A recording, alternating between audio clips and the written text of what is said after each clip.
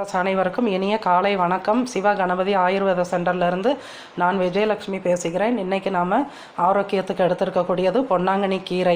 கீரையில் ஒரு சாம்பார் மாதிரி இன்றைக்கி நான் பண்ணிட்டேன்.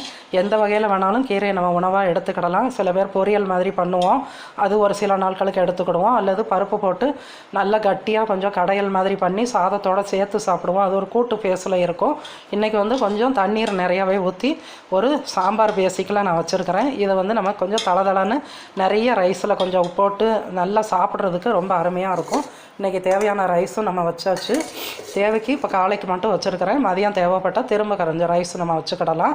இப்போ பொன்னாங்கண்ணி கீரையோட பயன்கள் என்னென்னதுன்னு பார்க்கலாம். இது எப்படி செஞ்சேன்னு லைட்டாக சொல்லிடுறேன்.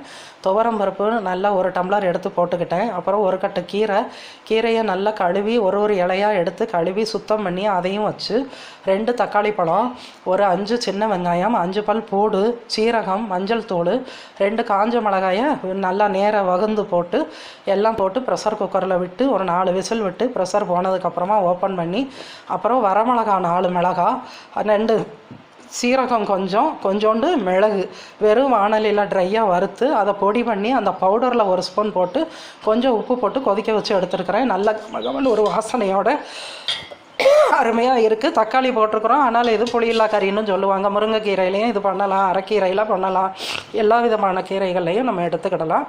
பொன்னாங்கண்ணி கீரை நமக்கு என்னென்ன பயன்கள் தரும், எதுக்காக இன்றைக்கி நம்ம பொன்னாங்கண்ணி கீரை சாப்பிடணும் அப்படிங்கிறத பார்த்துடலாம். பொன்னாங்கண்ணி கீரை இருமலுக்கு நல்ல ஒரு மருந்து, காச நோய்க்கு சிறந்த நிவாரணத்தை கொடுக்கும், வெப்பு நோய்களுக்கு நல்லது, உடலை குளிர்விச்சு நம்ம உடம்புல உள்ள உஷ்ணத்தை தடுத்து உடம்பை நல்லா குளிர்விச்சு நல்லா வச்சுருக்கும். கண்ணுக்கு ரொம்ப நல்லது. அதனால தான் கண் பார்வை இழந்தவர்கள் கூட பொன்னாங்கண்ணி கீரையை தொடர்ந்து சாப்பிட்டுக்கிட்டு வரும்போது கண் பார்வை மிக சிறப்பாக தெரியும். போன கண்ணை கூட மீட்டு கொடுக்கும்னு சொல்லியிருக்கிறாங்க. நம்மளாக சொல்லலை, சித்தர்கள் சொன்னது. சித்த வைத்தியத்தில் ஆயுர்வேதத்தில் பெரியவங்க சொன்னது, புக்கில் நம்ம படிக்கிறது. அதுக்கு அடுத்து இதில் சருமத்துக்கு மிகவும் நல்லது. சருமம் பொன் போல மின்ன வேண்டும் அப்படின்னா பொன் ஆம் கண்ணி, அதுக்கு தான் பொன்னாங்கண்ணின்னு பேர். தங்கபஸ்வம் சாப்பிட்றதுக்கு இணையானது பொன்னாங்கண்ணி கீரை.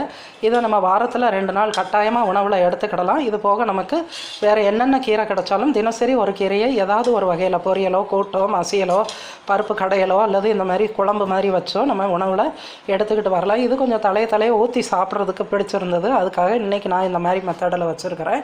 தலைமுடி உதிராமல் இருப்பதற்கும் பொன்னாங்கண்ணி கீரை மிகவும் அற்புதமான மருந்து. இப்போ தலைமுடி உதிராமல் இருப்பதுக்கு சில தைலங்கள் தயார் பண்ணுவாங்க. அதில் கரிசலாங்கண்ணி வேறு, செம்பருத்தி பூவு, அதோட இந்த கீரை இதெல்லாம் சேர்ந்து நமக்கு தயார் பண்ணுவாங்க. அது என்ன செய்யும்னா தலைமுடி உதிராமல் தடுத்து நல்ல கேசம் வளர்வதற்கும் உதவி செய்யும். எல்லோரும் பொன்னாங்கண்ணி கீரையை நம்ம உணவில் வாரம் 2 நாள் சேர்த்துக்கிடணும். இது எனக்கு ஆர்கானிக் முறையில் வீட்டுக்கு மிக அருகாமையிலேயே நம்மளே வச்சது. அதை எடுத்து இன்றைக்கி நான் சமைச்சிருக்கிறேன். இதை மாதிரி நம்ம இந்த பொன்னாங்கண்ணி எப்படி வச்சாலும் நமக்கு வளர்ந்துடும் பார்த்துக்கோங்க. ஒரு குச்சி இருக்குதுல்ல, அதிலேருந்து ஒரு இலையாக நம்ம ஆஞ்சு தான் இன்றைக்கி சமையலுக்கு பயன்படுத்துகிறோம்.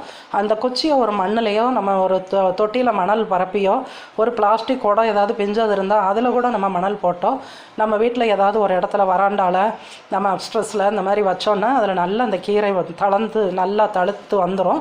அது நம்ம அப்பப்போ ஆர்கானிக் முறையில் கொஞ்சம் வீட்டுக்கு தேவையானதை போட்டு கடையில் வாங்கிட்டு இருக்காமல் கொஞ்சம் எடுத்து நம்ம பயன்படுத்தலாம். குழந்தைங்களுக்கு இந்த மாதிரி வீட்டில் வச்ச ஆர்கானிக் கீரை நம்ம வீட்டில் வளர்த்த செடிகள்லேருந்து எடுத்து கொடுக்கும் போது அவங்களுக்கு ரொம்பவே ஆரோக்கியம் கிடைக்கும்.